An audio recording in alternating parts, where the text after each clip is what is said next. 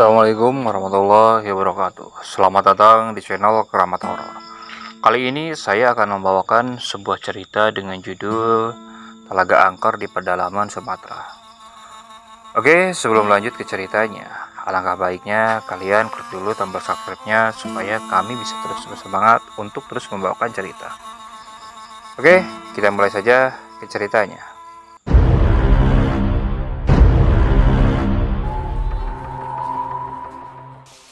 Tahun 2002, waktu itu aku mendapatkan tugas dari perusahaan di mana tempatku bekerja.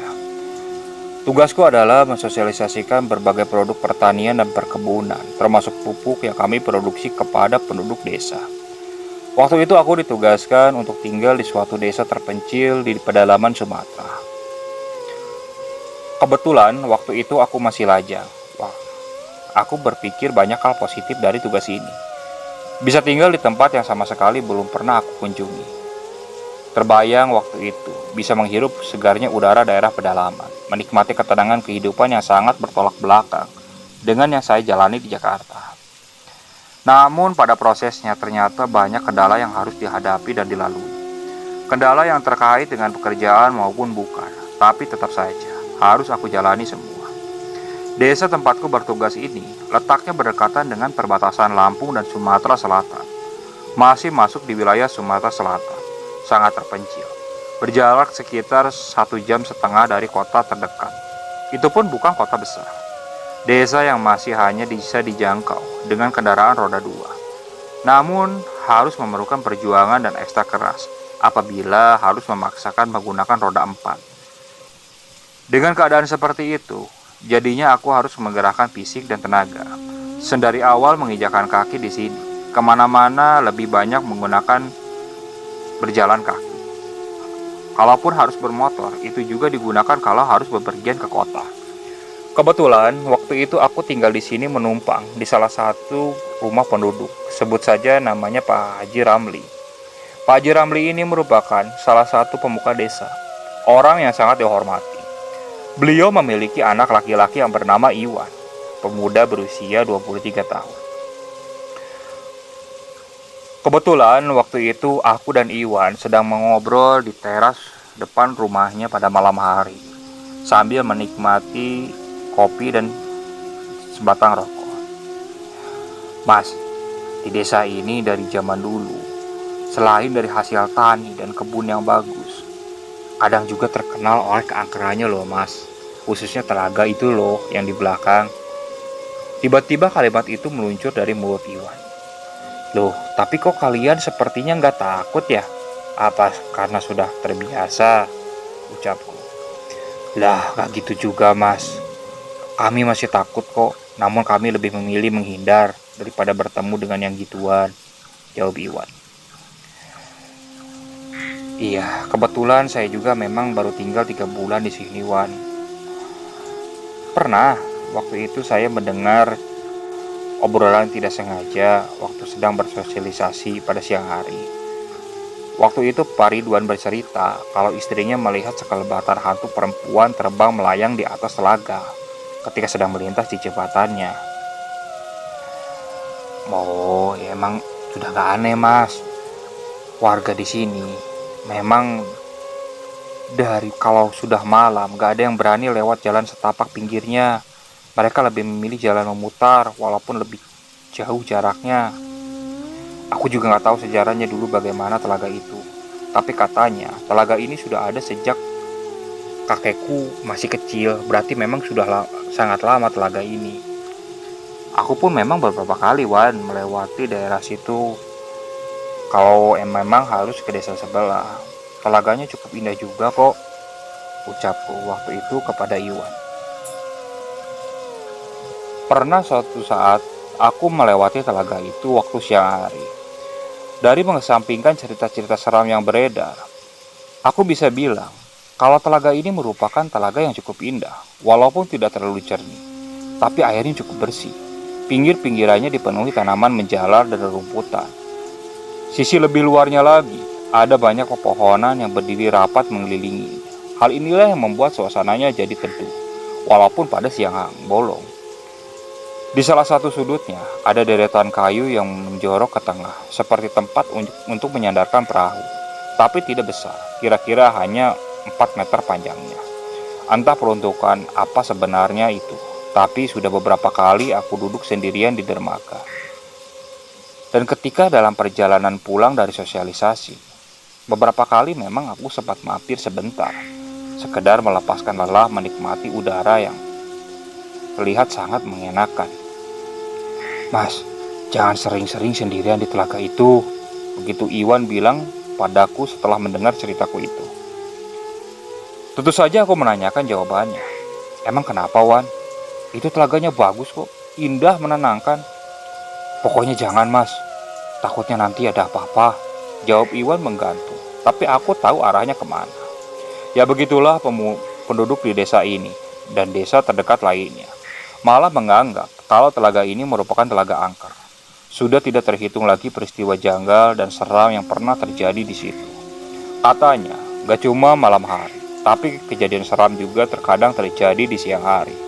Aku tidak bisa menceritakan satu kebersamaan yang pernah aku dengar. Tapi benang merahnya adalah telaga itu katanya benar-benar angker. Penampakan antara lain, hantu perempuan, anak-anak kecil yang berlarian di pinggirnya, dan lain sebagainya. Pada beberapa bulan awalnya, saya memang menganggap semua itu masih biasa saja. Yang ada tersembunyi di desa ini merupakan desa pedalaman yang eksotis, indah, termasuk telaganya. Sampai akhirnya, secara perlahan, saya mulai merasakan semuanya sendiri. Dari yang hanya sedikit janggal, sampai keseraman yang benar-benar sangat terasa.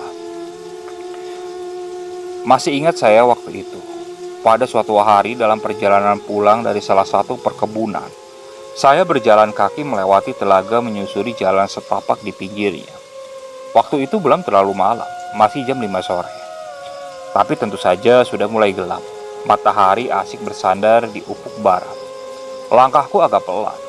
Lelah sangat terasa karena kegiatan sepanjang hari. Jalan setapak pinggir telaga sudah sangat sepi ketika aku menjemurnya. Mungkin karena sudah mendekati waktu maghrib. Iya, jalan setapak yang hanya bisa dilalui oleh kendaraan roda 2 dan pejalan kaki. Aku waktu itu hanya benar-benar sendirian yang sedang menyusurinya. Seperti hari-hari sebelumnya, telaga itu tampak indah, tenang, seperti terhindar, tak ada pergerakan di permukaannya. Hanya sesekali terlihat gelombang kecil dihempaskan angin sepoi-sepoi. Sambil menikmati pemandangan dan sepinya, aku terus berjalan, ingin cepat sampai di rumah untuk beristirahat.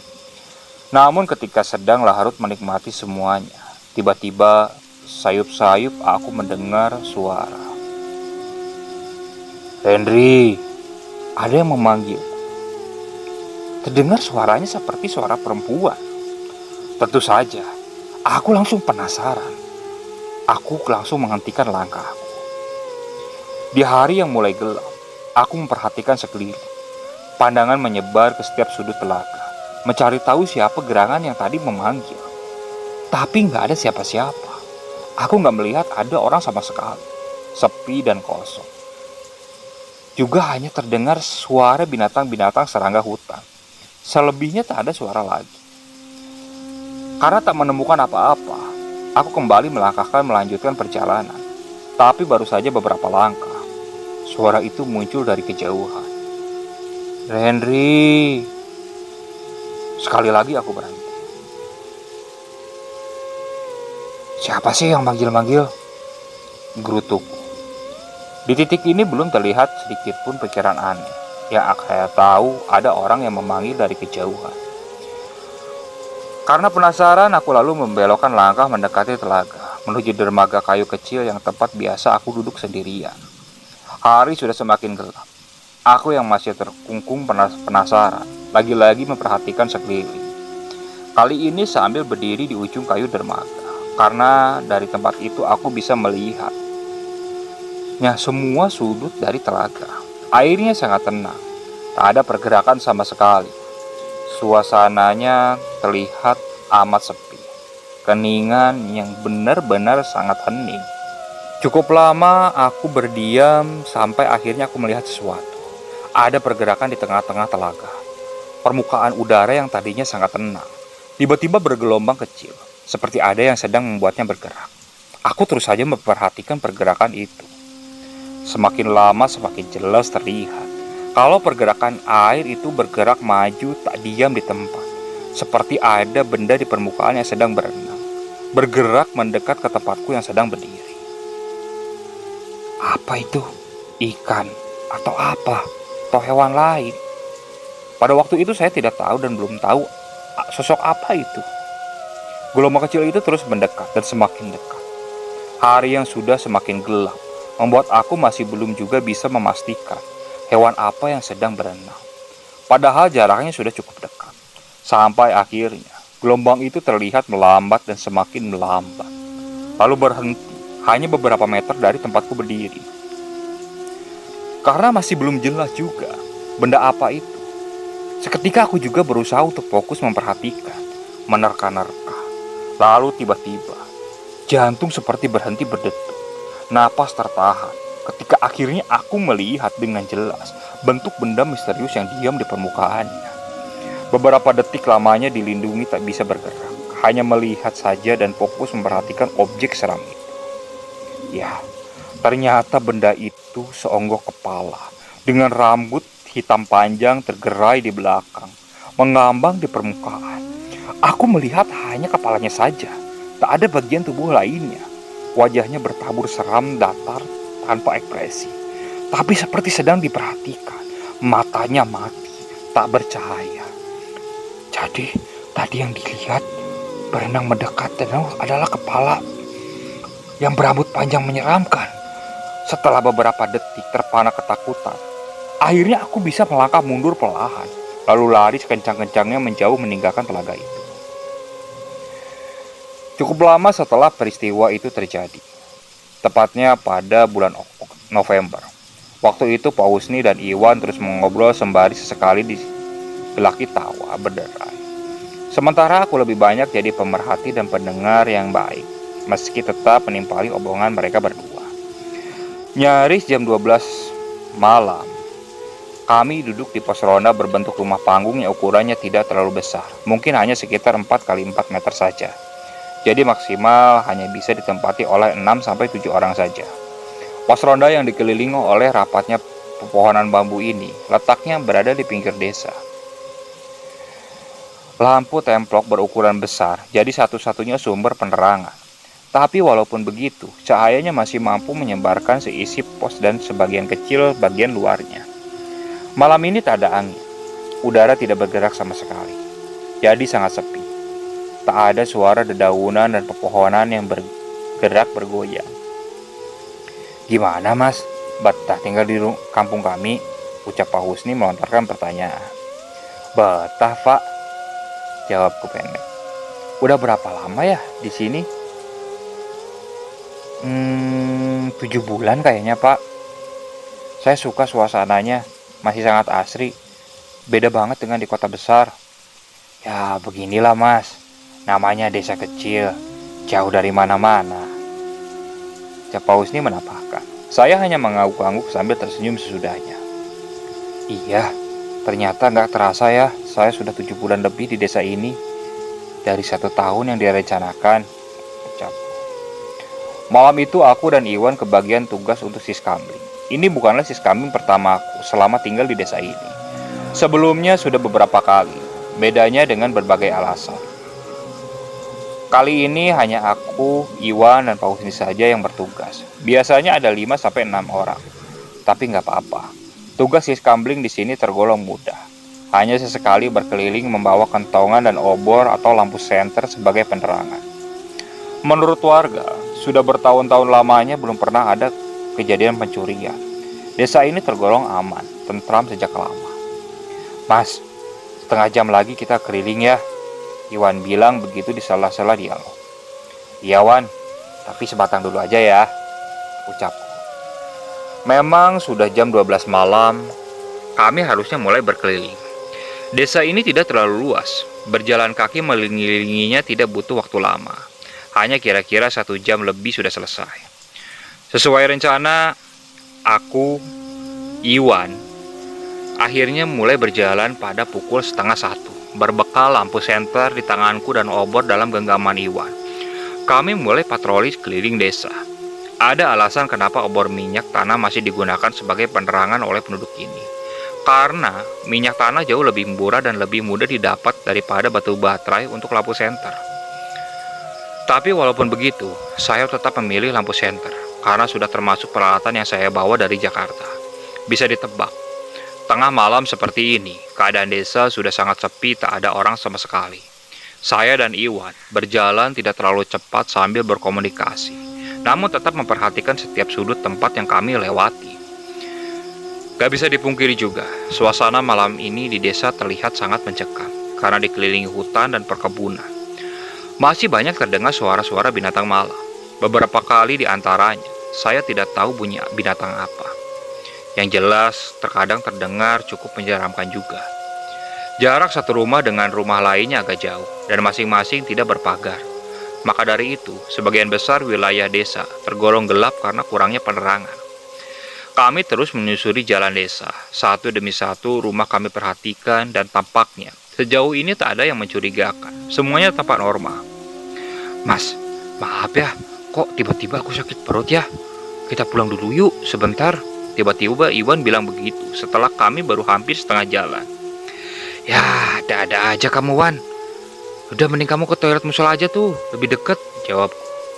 Iwan lalu mengikuti saranku. Ia lantas memilih untuk berlari kecil menuju musola yang jaraknya lebih dekat daripada ia harus pulang ke rumah. Sementara aku menunggu Iwan di depan balai desa, sekitar 50 meter dari musola. Dari tempatku duduk, aku dapat melihat kalau Iwan meletakkan obornya di pagar depan musola. Dari kejauhan terlihat apinya yang menyala. Sambil menunggu, aku menyalakan api. Angin malam mulai terasa berhembus. Dinginnya perlahan merambah menyentuh kulit. Terlihat menghadap ke arah musola. Aku belum juga melihat ada pergerakan. Api obor masih tetap di tempatnya, menandakan kalau Iwan belum selesai. Kuhisap rokokku dalam-dalam, lalu kutekan asapnya. Hal ini sedikit banyak bisa menghangatkan. Kemudian berikutnya, aku malah tenggelam dalam lamunan. Nah, ketika aku sudah tersadar, aku lalu menoleh ke musola. Ternyata, obornya sudah tak berada di tempatnya, tapi sudah bergerak berjalan. Akhirnya Iwan selesai juga, gumamku. Tapi kalau aku perhatikan lebih detail, ternyata ada yang aneh.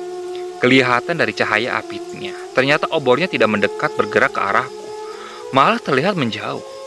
Loh, kok Iwan malah berjalan ke arah berlawanan? Melihat itu aku langsung bangun dari dudukku, lalu berjalan mengejar Iwan. Jarak kami masih terlihat cukup jauh. Cahaya lampu senter belum cukup menjangkau Iwan. Aku hanya bisa melihat cahaya api kecil obor yang jaraknya jauh dan aku terus mengikutinya. Yang anehnya, Iwan berjalan cukup cepat.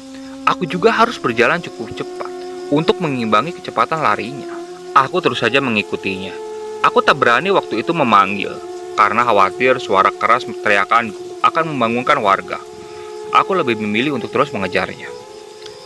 Aku mulai berlari kecil untuk terus mengimbangi percepatan Iwan. Jarak kami menjadi lebih dekat karenanya. Tapi beberapa detik kemudian, aku malah memperlambat langkah karena tiba-tiba aku menyadari sesuatu.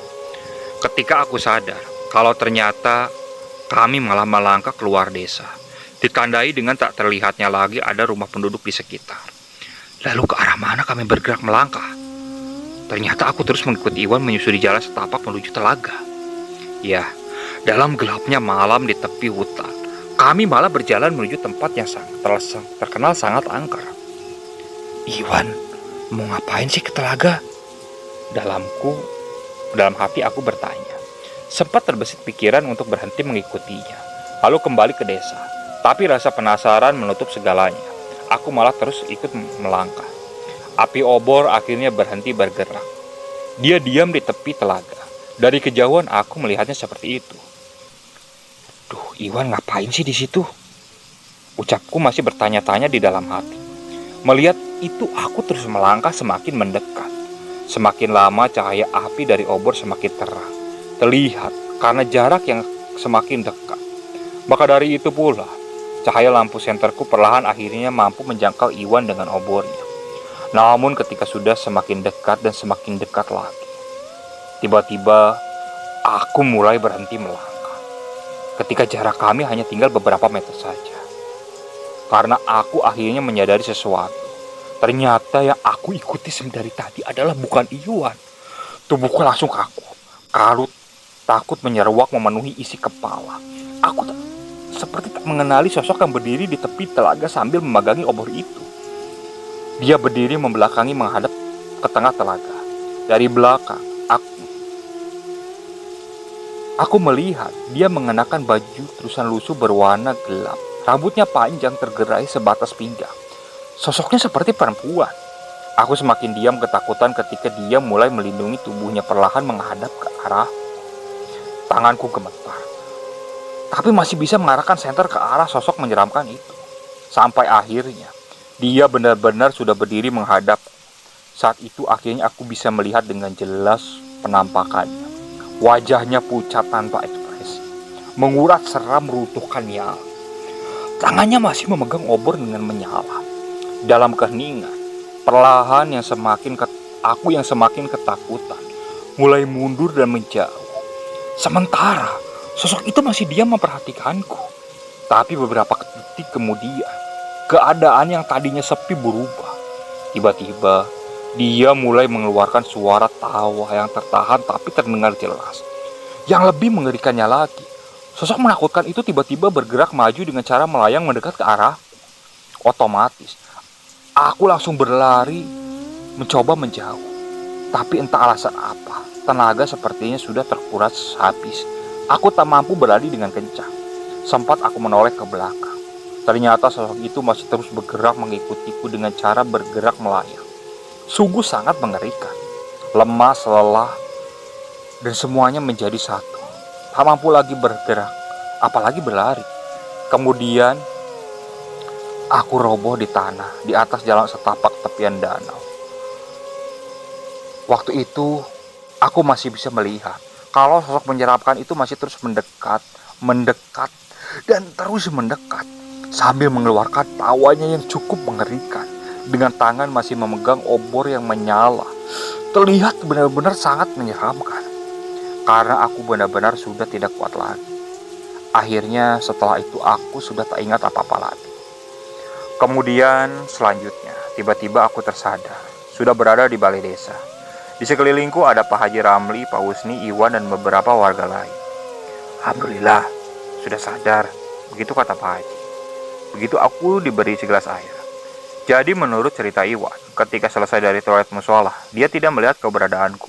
Aku menghilang. Lalu dia kembali ke pos ronda untuk mencari. Tapi ternyata di pos ronda juga tidak ada. Setelahnya dia dan Pak Husni mencari aku ke rumah. Sama juga tak ditemukan. Akhirnya bersama Pak Haji dan beberapa warga lain, mereka coba mencari ke seluruh penjuru desa. Sampai akhirnya sekitar jam 3 subuh aku ditemukan terbaring tak sadarkan diri di tepi telaga. Oke, sekian untuk cerita kali ini. Saya mohon maaf apabila pembawaannya masih kurang mengenakan. Kritik dan sarannya silakan kalian bisa cantumkan di kolom komentar. Dan jangan lupa support channel kami.